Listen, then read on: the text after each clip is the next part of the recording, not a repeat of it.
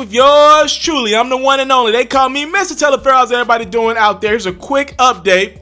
As we've talked about on my platform, look, man, I done did some 20-minute videos on this. Please, I advise you to go check out some of my older videos on Megan Thee Stallion and Crawford. It'll get you all caught up on what's going on. Here's summing up a very long story in like a minute, all right? Megan Thee Stallion signed to 1501 Certified Entertainment that was created by Crawford, a former MLB player. I believe he was married to Evelyn Lanzada. I don't even know who Evelyn Lanzada is, but I know she's famous, right? He made a lot of money, wanted to get into the music game. He had an attorney named TALIAFERRO'S to run his music side of things. TALIAFERRO'S, Megan Thee Stallion get together. Megan pops off on the internet. Megan Thee Stallion signs with Roc Nation last fall for management.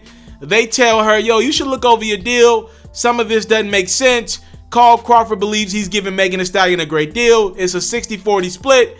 Megan doesn't like her deal anymore. She's looking around like, yo, I'm too poppin' to be in a bad deal like this. I want out. Y'all only gave me a $10,000 to $15,000 advance.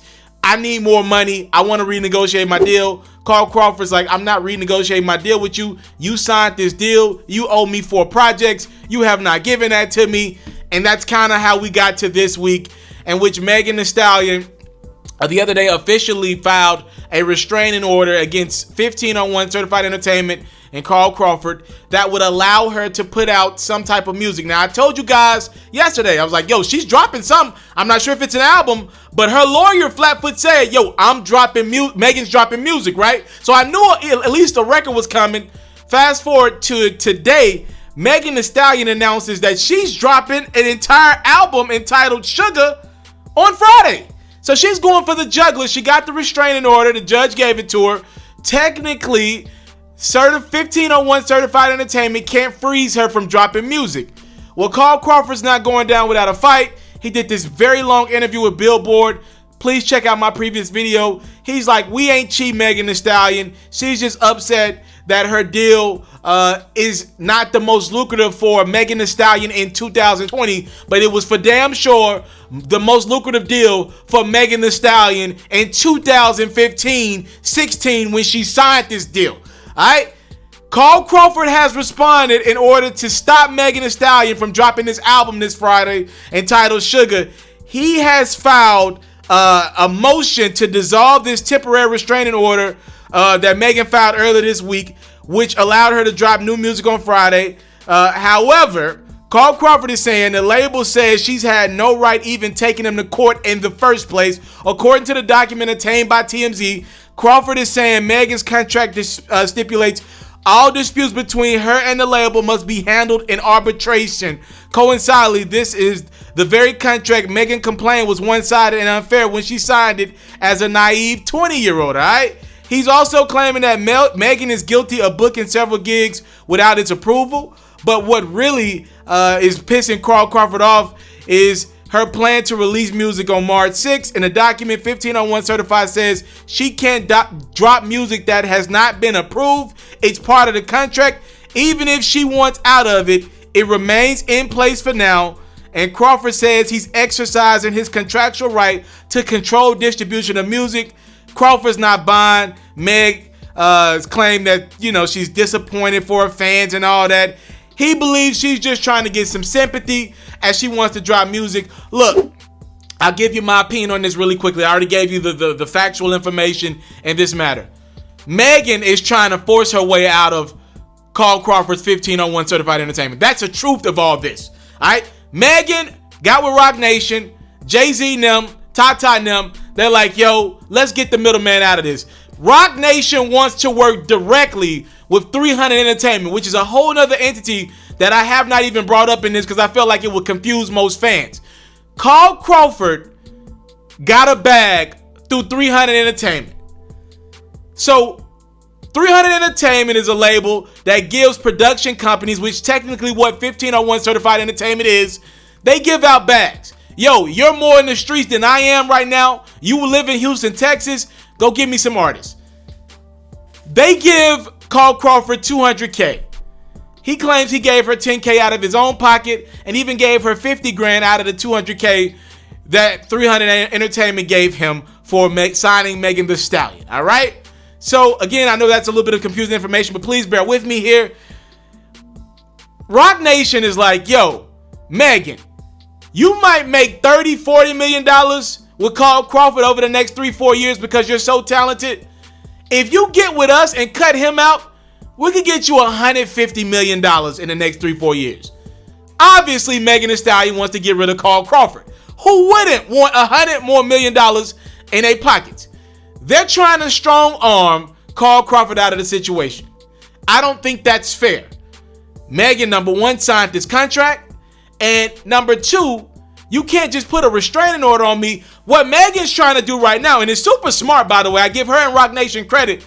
They got the temporary restraining order. They're trying to quickly release the album, right? They're trying to put it out this Friday. Think about that. She's dropping a 10-record album this Friday.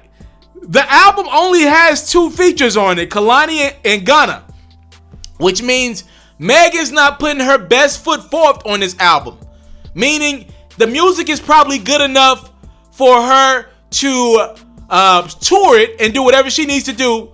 But at the same time, if she loses this lawsuit with Crawford, whenever they go to court and everything takes place, she's only giving him a 10-record album that doesn't have a lot of features. My guess is it probably doesn't have a lot of samples on it as well. Megan's trying to rush this music out because we're in the streaming era. This ain't the 90s or the early 2000s. You don't need CDs, tapes, and none of that. Once the music is out there in the streets, once the fans got the music, even if Crawford is able to legally fight this thing in the next couple weeks, once the music is out there on YouTube, ain't no taking that music down. Once it get out in the streets, hit the radio, that music is gone. And at that point in time, Megan Thee Stallion will be able to tour and make more money. They're trying to strong arm Crawford out of the situation. To me, what would be the best scenario for everyone involved is if Crawford went back to the negotiating table and renegotiated with Megan Thee Stallion to try to make her happy. Because, in the interview with Billboard, he flatfoot said, like, yo, I want her to finish her contract and honor her contract. Well, she's not doing that. All right. This is LeBron James in a 6-year deal with the Lakers. In the second year of the 6-year deal, this is LeBron James saying, I just won MVP. I just won an NBA championship with the Lakers. If the Lakers win a championship this year, and let's say LeBron beat Giannis out for MVP, this is LeBron saying, I want another new deal. I want another new deal. Forget the other 4 years left on my deal. Scrape it. I want a new deal because I'm popping right now. I'm still the biggest draw in basketball right now. Megan's like, I'm the biggest female rapper right now. Forget that. I want a deal now. Now, at that point, the Lakers could not give LeBron a new deal and say, honor this deal that you in right now. But is it the smart thing to do as a business? The Lakers at that point probably would say, you know what? Let's make our top guy that just gave us a championship, that just won MVP, let's make him happy. So in Megan's situation, if I was Crawford, I would reluctantly give her a new deal. It's not what you want to do as a business owner. He's just trying to run a business. But rap ain't the normal business. If I were Crawford, I would renegotiate the deal to make everyone happy. It looks like we're past that at this point. This thing is heading to court. We'll see what happens. But again, Crawford has filed a motion to stop Megan Thee Stallion from putting this album out Friday. He's like, you just can't file a restraining order on me to force your music out. That's not in the contract. The contract, you say you don't think it's fair. So now you just gonna go throw music out? That ain't right. Megan is legally wrong on all accounts. But I also believe Megan is morally right. So, I mean, it's a tough one, man. This is good. This is crazy, man. Here's a quick news break with yours truly, Mr. TALIAFERRO. What y'all think about this situation? I think it's super, to me, one of the best stories in music we've had in quite some time. Super important stuff is happening in the music business right now. I'll leave you with this question, right? Here's the question that I can't even answer myself. How valuable are label/production companies in 2020 in regards to how much do they promote artists and get artists off the ground in conjunction to what artists do for themselves with social media? Think about what I just asked you and let me know what you think in the comment box below. Again, Megan Thee Stallion, I'm pretty sure in 2016, she needed Crawford's $100,000. right? Whatever he gave her, $10,000, then probably put money into her studio time. Of course, she needed Carl Crawford in 2016. But just because he gave us some money and believed in her then, this ain't the 90s. This ain't the 2000s. Megan didn't need Carl Crawford to take her to 106 in Park, to take her to all the top radio stations, to take her to do press. She did that on her own, to twerk on Instagram. That's very important, by the way. That helped her grow her brand, to get in public relationships, to be pictured with Trey Songz and to ride the boat and all that. That's the brand that Megan created, right? So how valuable is the money that Carl Crawford gave to not Megan today, but 2016 Meg, versus the brand that Megan grew organically with social media? That's the question. That's the real conversation we're having. Let me know what you think about it in the comment box below. I'm out. I came from nothing, but I want everything God has for me. I interview celebrities. I talk sports. I still represent the culture. All the kids, they tuned in. We locked in right now, Mr. Taliaferro. Mr. Taliaferro. Shout out to Mr. Taliaferro. You watching Mr. Taliaferro TV. Mr. Taliaferro TV.